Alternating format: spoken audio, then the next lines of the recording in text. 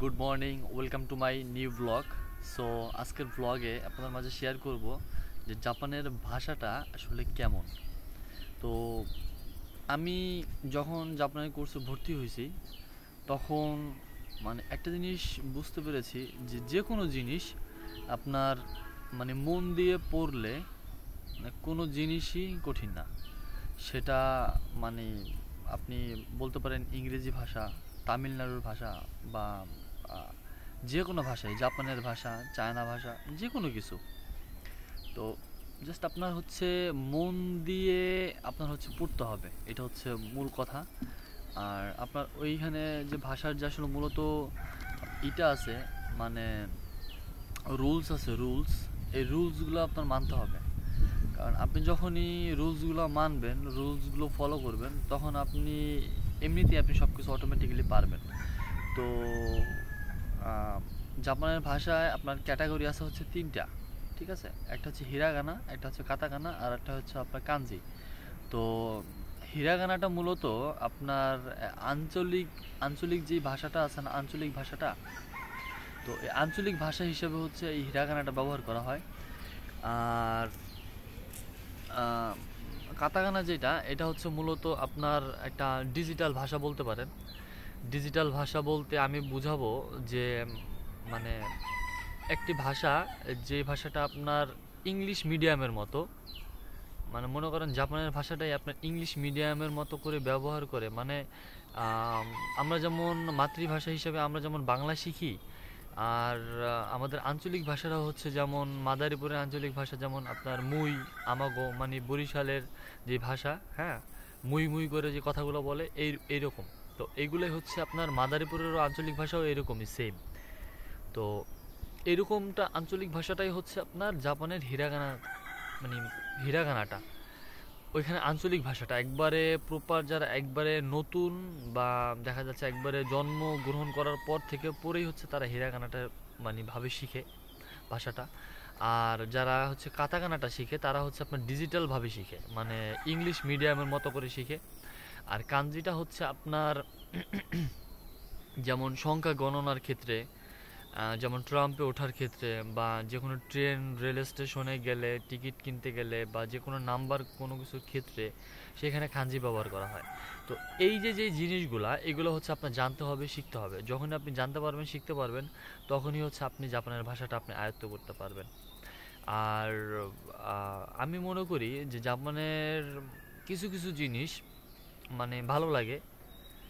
যেমন এখন আমি শুনছি যে এখন হচ্ছে আপনার জাপান হচ্ছে নাগরিকত্ব দেয়, আগে নাকি হয় দেয় নাই। আর ওইখানে হচ্ছে আপনার মানে আমি যদি টেলিভিশনে দেখছি যে ওইখানে আপনার যে কাজের মূল্যটা তারা অনেক বেশি দেয়। কারণ আপনি একটা নর্মালি একটা জিনিস চিন্তা করবেন, জাপানে আপনার যেখানে বিধ্বস্ত হয়েছিল যে হিরোশিমা, পারমাণবিক বোমা পড়ছিল, মানে পড়ার পরেও তারা আজকে সব নিঃশেষ হয়ে যাওয়ার পরেও তারা আজকে যে এতটা পরিমাণ উন্নত হতে পারবে, এটা কিন্তু কেউ কোনোদিনও কল্পনা করতে পারে নাই। শুধু তাদের অদম্য বিশ্বাস, আস্থা এবং তাদের মানে কি বলবো, শক্তি এবং মেহনত, পরিশ্রম তাদেরকে আজ এই দ্বারপ্রান্তে এবং মানে চিরকোঠায় নিয়ে পৌঁছাইছে। তো আমি জাপানে যাওয়ার আমার কোনো প্ল্যান প্রোগ্রাম ছিল না। তো প্ল্যান প্রোগ্রাম না থাকার পরেও সত্ত্বেও আমি যখন ইউরোপে যাওয়ার খুব ইচ্ছা ছিল, তো স্পন্সর কাগজ জমা দেওয়ার পরে সেগুলো হয় না, লাগে না, বা কেউ আসলে যে একটা উদ্যোগ নিয়ে, বা কেউ একটা যত্ন নিয়ে, বা কেউ একটা নিজের মনে করে যে একটা পেপারস বের করে দিবে, এরকমটা লোক কেউ নাই। হ্যাঁ, সবাই বলে যে হ্যাঁ ঠিক আছে, আমি যাওয়ার পরে আমাকে একটা তোমার কাগজটা দিও বা তোমার পাসপোর্টের কপিটা দিও, আমি তোমাকে হেল্প করব। এরকমটা যাওয়ার পরে সবাই ভুলে যায়, বুঝছেন? সবাই বলতে কেউ মনে রাখে না, কেউ মনে করেও না। তো আমি সবসময় আমি চিন্তা করি কি যে আপনার আপনার হাঁটুতে যতটা পরিমাণ বল আছে ওইটা আপনার নিজের বল। আমি মনে করি আপনার যা আছে এটা হচ্ছে আপনার নিজের।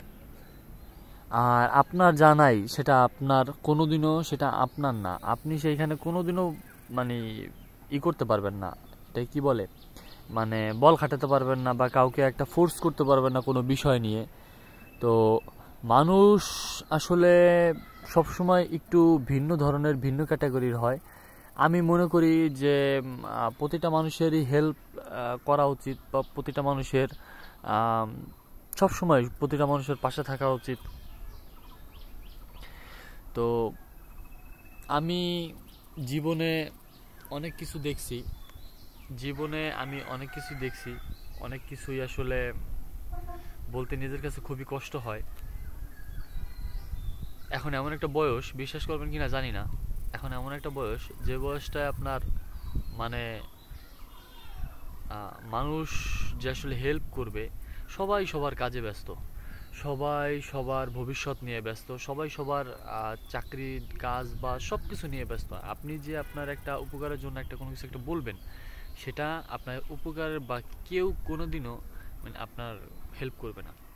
তো আপনার চেষ্টা আপনার নিজেরই করতে হবে, আর আপনার নিজের পাশে আপনার নিজেরই দাঁড়াতে হবে, এছাড়া কোনো সত্যি বলতে কোনো গতি নাই। আর টুকটাক আসলে মনের কথাগুলো শেয়ার করলাম, আপনাদের আসলে কেমন লেগেছে জানি না, যেহেতু আজকে কোথাও বের হব না, আজকে ছাদে বসে পড়বো, সেই জন্য এখানে বসে আজকে আপনাদের সাথে কথাগুলো শেয়ার করলাম। কেমন লেগেছে অবশ্যই জানাবেন। আর আমি ইয়ং জেনারেশনের উদ্দেশ্যে কিছু কথা বলবো, তা হচ্ছে সেটা হোক মেয়ে, সেটা হোক ছেলে, সে যেই হোক, ইয়ং জেনারেশনের উদ্দেশ্যে আমি কিছু কথা বলবো। তা হচ্ছে ভাই, তোমার বয়স যদি হয় 17-18 বা 20 বছর, তোমরা এখনই কাজে নেমে পড়ো, সেটা যে কাজই হোক, সেটা কন্টেন্ট ক্রিয়েটর হোক, ফ্রিল্যান্সিং হোক, ডিজিটাল মার্কেটিং হোক, আপওয়ার্কিং হোক, মানে যেখানে অনলাইন থেকে আর্নিং করো বা পার্ট টাইম জব করো বা যে কোনো কিছু করো, ফুড ডেলিভারি করো, যে কোনো কাজই হোক তোমরা করো ভাই। আর এখন থেকে হচ্ছে বিদেশে যাওয়ার প্রসেসিংগুলো করো, আশা করি তোমরা জীবনে অনেক সাকসেস হতে পারবে এই সময়টা থেকে। 30 বছর এসে করলে তখন দুঃখের আর সীমা থাকবে না, পরিবারের পাশেও দাঁড়াতে পারবে না, আর তখন বিয়ে শাদী নিয়েও অনেকেই প্যারা দিবে। তো ভাই হিসেবে একটা কথা বললাম, সবাই কথাটা মাথায় রাখবা, আর কথাগুলো মাথায় রেখে আসলে সামনে এগোবা। আসলে দুনিয়াটা কিন্তু একটা রিস্কের জায়গা ভাই, ঠিক আছে, রেস, এখানে রেস হয়, রেস ছাড়া কিন্তু কিছুই চলে না। তো যত রেসে যত সাকসেস হতে পারবে, জিততে পারবা, ততই হচ্ছে মনে করো জীবনে সাকসেস হতে পারবা। তো আজকের ভিডিওটা ছিল এই পর্যন্ত, সবাই ভালো থাকবা, সুস্থ থাকবা, আর অবশ্যই আমার চ্যানেলটিকে সাবস্ক্রাইব করবা। আমার চ্যানেলে সুন্দর সুন্দর মোটিভেশনাল ইসলামিক ভিডিও আসবে, অবশ্যই তা দেখবা, শেয়ার করবা, লাইক করবা, কমেন্ট করবা, শেয়ার করবা। সবাই ভালো থাকবা, আল্লাহ হাফেজ।